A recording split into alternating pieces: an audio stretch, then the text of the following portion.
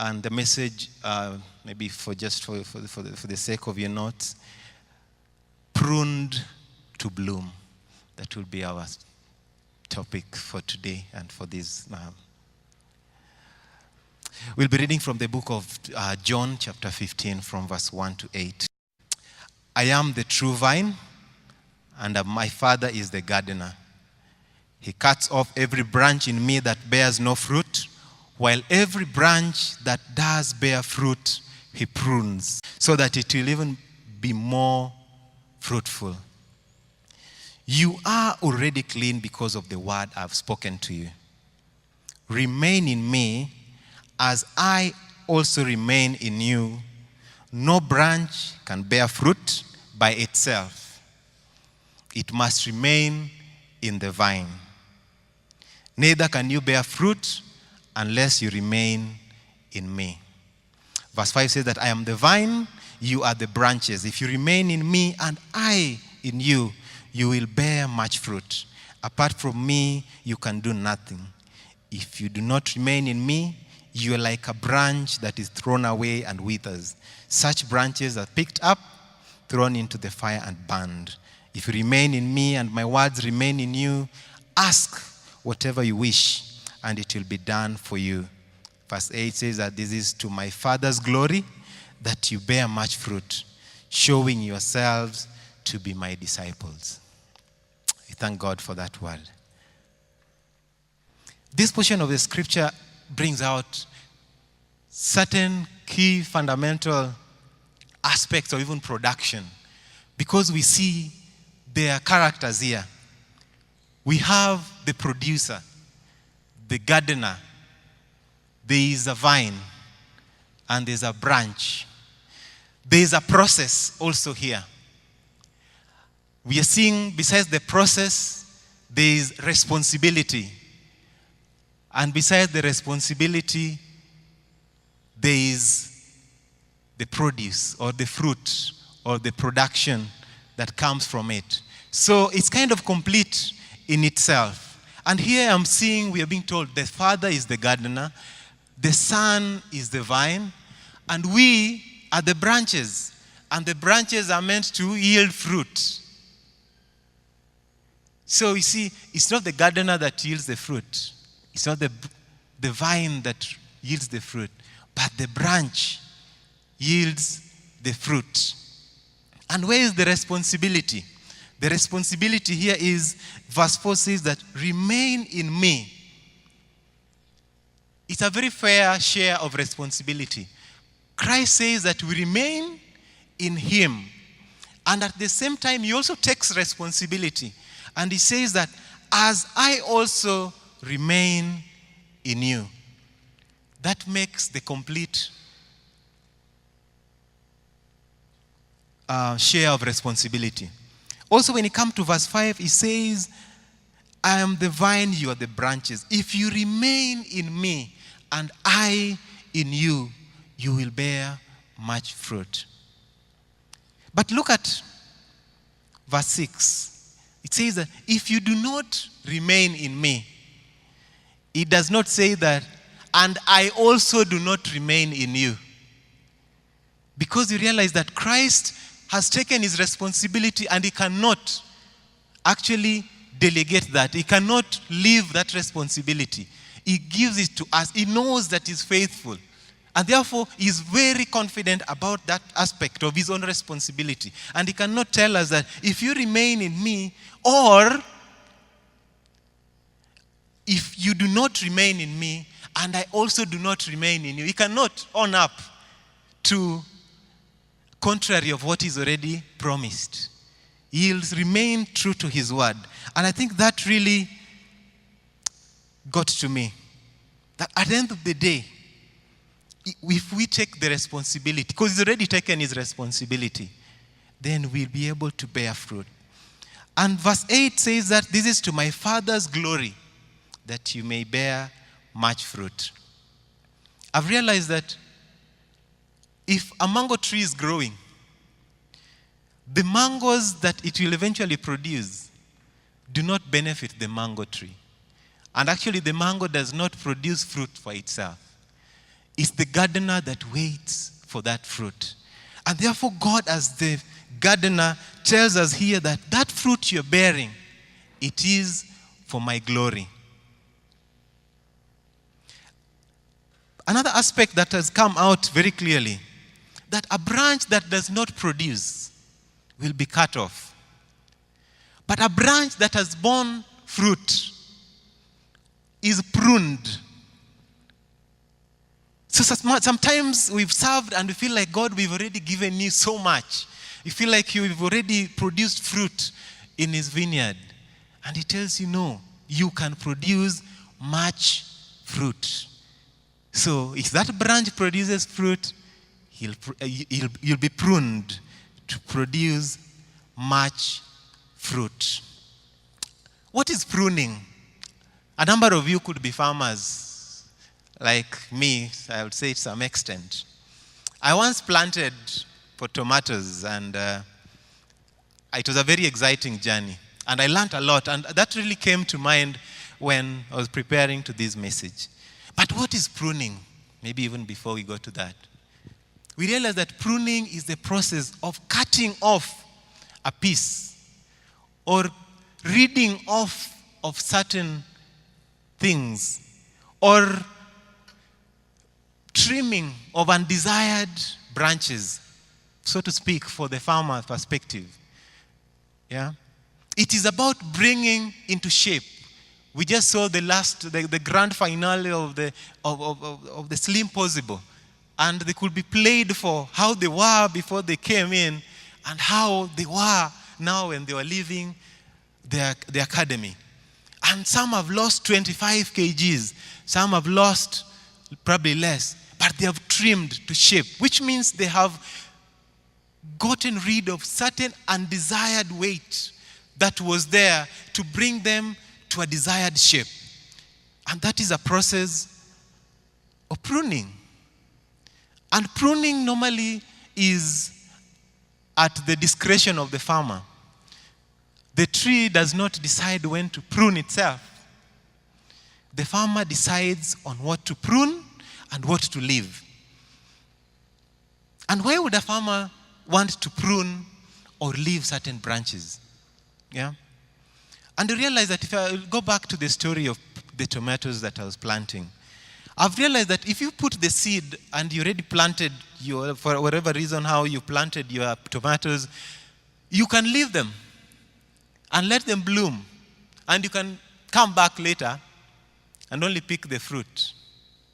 But you can also make a concerted effort to always watch the process of growth of that tomato plant, such that when there are other branches that perhaps have withered, and these are susceptible to probably attracting some infection into the plant, the farmer will just trim them out. Sometimes there are certain suckers that come up off the branches. And perhaps, if you leave these, the plant will grow. And that sucker will also grow into another full-fledged branch.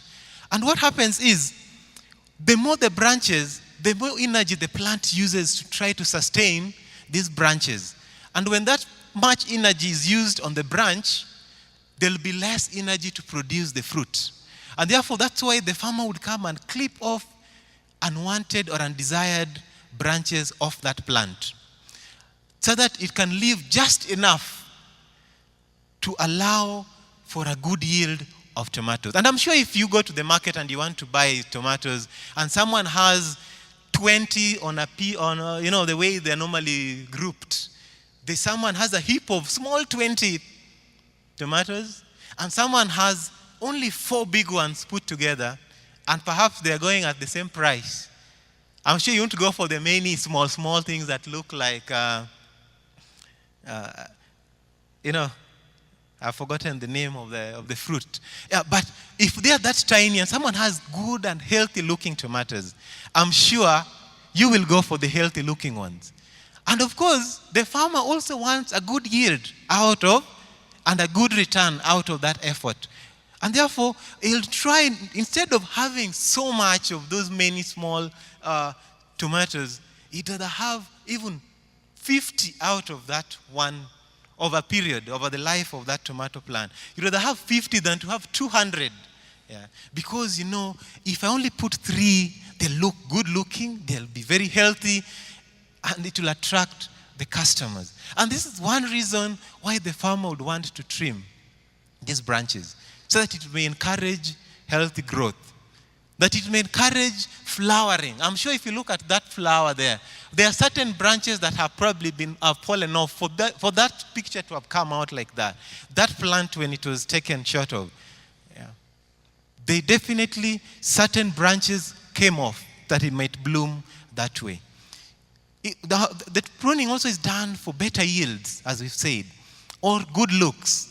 Because certain times you find, as a tree farmer, for instance, you might not expect a particular fruit to pluck of that tree. But there's a reason why you're planting that tree. Sometimes you're planting the tree just for aesthetics, and you trim it in a way that it will bring out the beauty in that landscape. Also, you can probably be planting it maybe for timber, and you want it to grow as high. And you'll see the farmer, as the tree grows, he'll start clearing the lower branches so that it may grow straight and taller. Sometimes a tree might grow and maybe the branches might hang precariously over a building, for instance.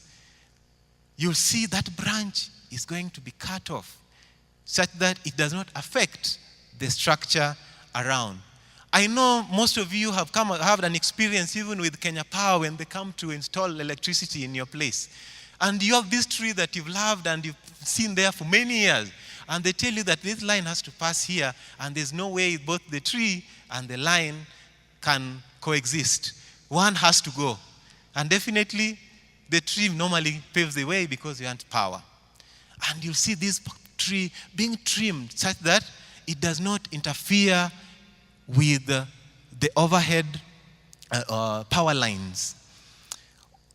Sometimes trees are clipped to allow them to grow wide, especially if you want a good canopy in your home.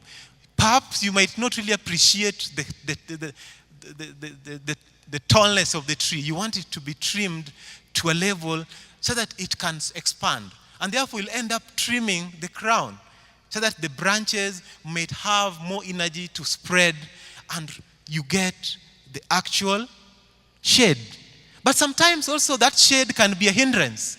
And therefore, you find that the farmer trims that tree because perhaps underneath he's planted some other plants. Maybe they're vegetables underneath. And perhaps there's no light enough for the vegetation underneath to blossom. And therefore, it will be cut off to allow the vegetation to come forth. And that is the same thing that I'm seeing from this passage. Most of the time, even as we serve, we can end up growing larger branches.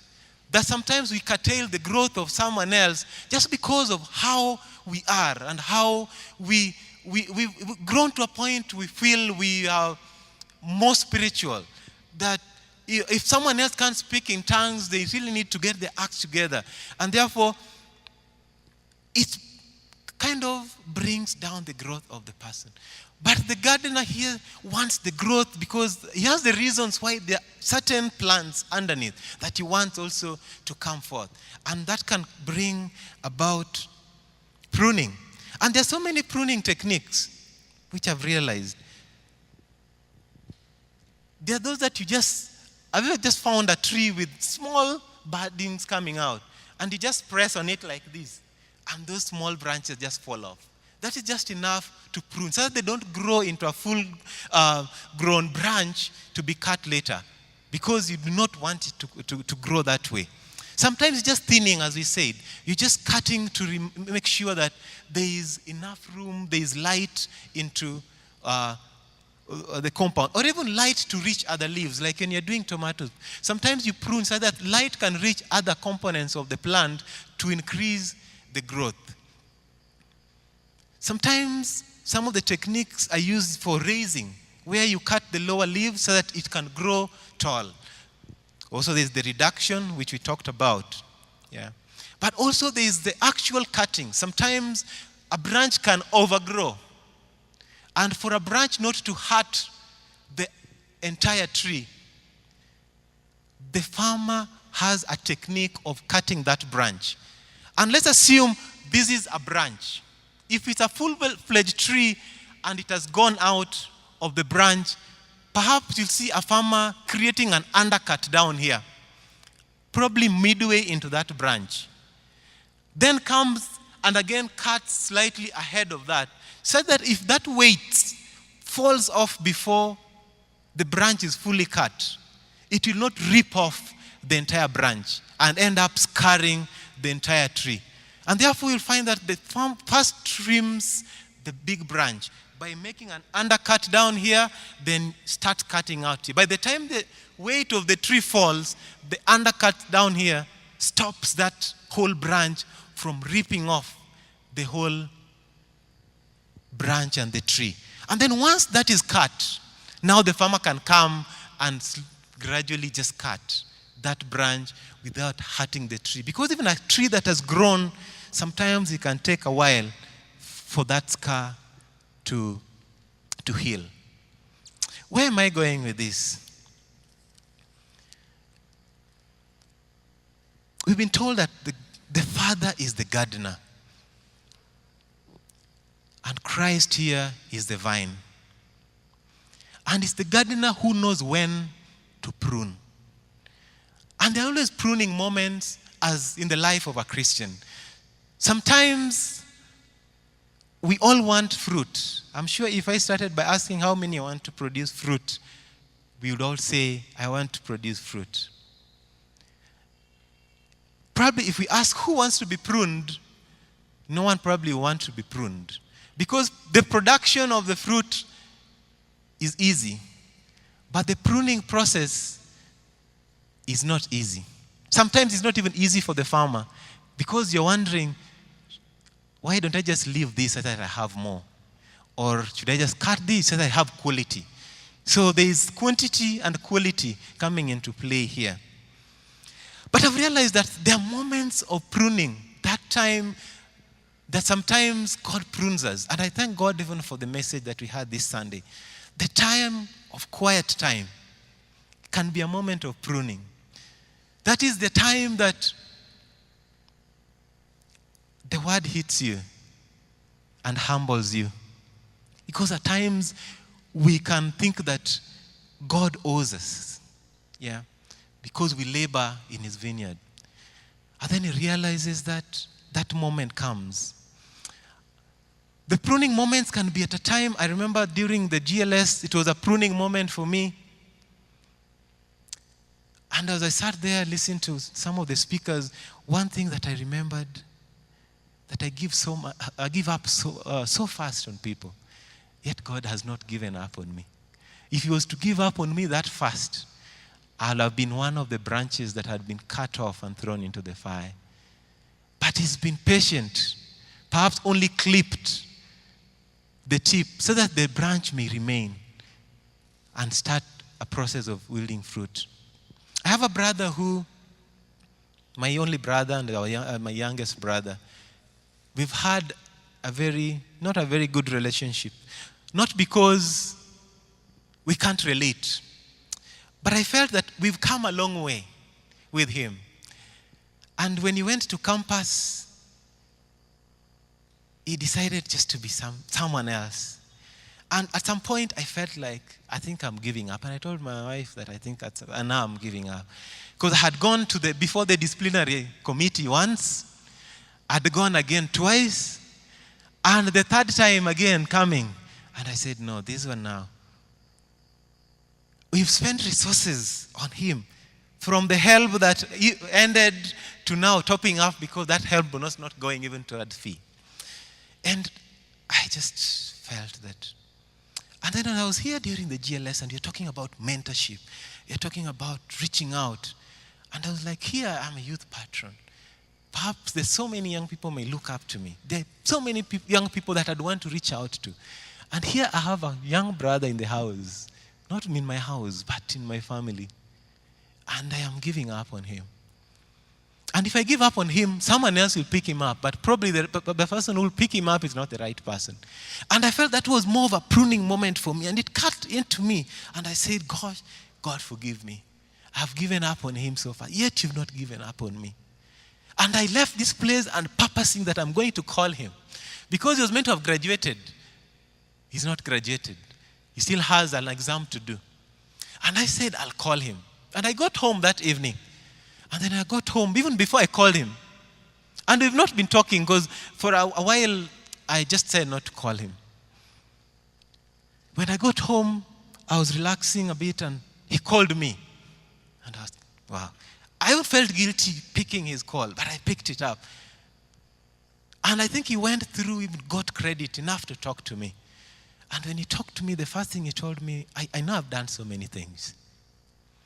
And there's a time he even told me that, I can't be defined by a bachelor's degree. There's more to life I can do without that bachelor's degree. And I felt that as much as it does not make sense to you, we value it because we've been working to support you, that you get it. And I felt like he threw it back on me. And then when he called me, he just told me that, bro, I know I have done so many things. And I think I just want to make them right. And I've been thinking that I think I should go to do that exam.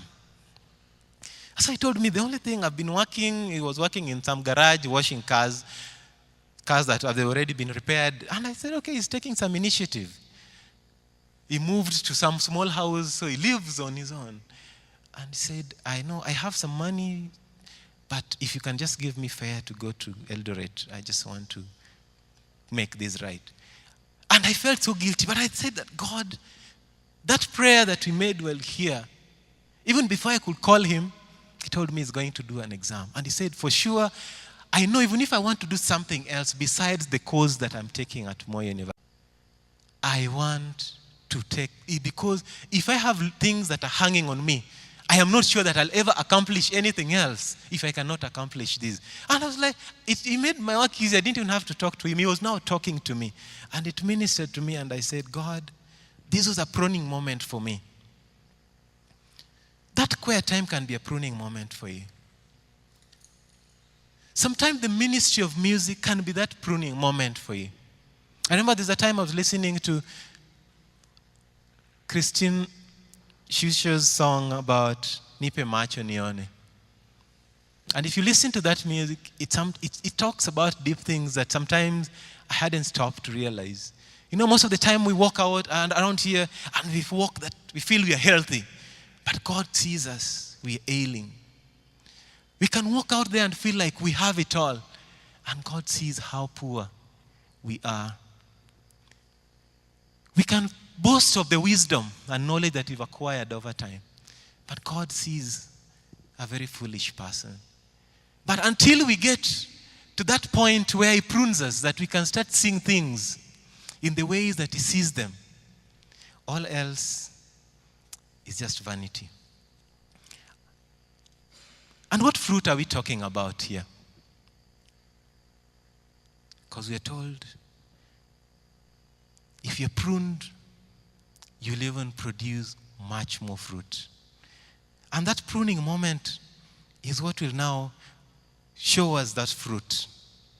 And the book of Galatians chapter 5, verse 22, 23 highlights those fruits. That at times, by the time we are pruned, the fruits of love start manifesting. That pruning moment brings of it joy. Because God needs to prune us of the bitterness that we've harbored for too long. That has made us not to be able to produce fruit. Not has been able to produce a healthy fruit. Perhaps we've been producing fruit, but it's not to the quality that God wants. And therefore the pruning moment comes that we may have that joy. Today I had a discussion with my supervisor, and one thing that really came clear, I really enjoyed that discussion. And he said, most of the time, the Christians, and it's not born again. He said he used to be born again, he backslid. He tried yoga, Raja, the Buddhist stuff. And he said he practiced it for 14 years. And he felt that that thing has not helped him much. But one thing he said, that one issue that he has with Christians, that most of the time we dismiss, especially the religions, very fast. But he said that the one thing that I know, for you to reach out to someone, even of a Hindu or Buddhist or Islam, one thing, they're rooted in what they do, and that's what they believe. And if the Christians are also rooted in what they believe, and he comes to this person and is seated here with all the books that is read on Buddhism and argue your case, then that's when that person will find that gap. Because it's at that gap moment, the aha moment, that he realized that I've known all this, but actually this is the part that I've been missing. But if you just come and tell me, my Bible says, and that's what the Bible says, what do you believe?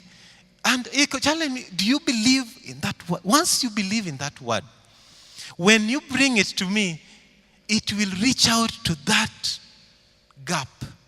Because the gap, that's where Christ actually comes in. Because everyone else has the religion that they believe in.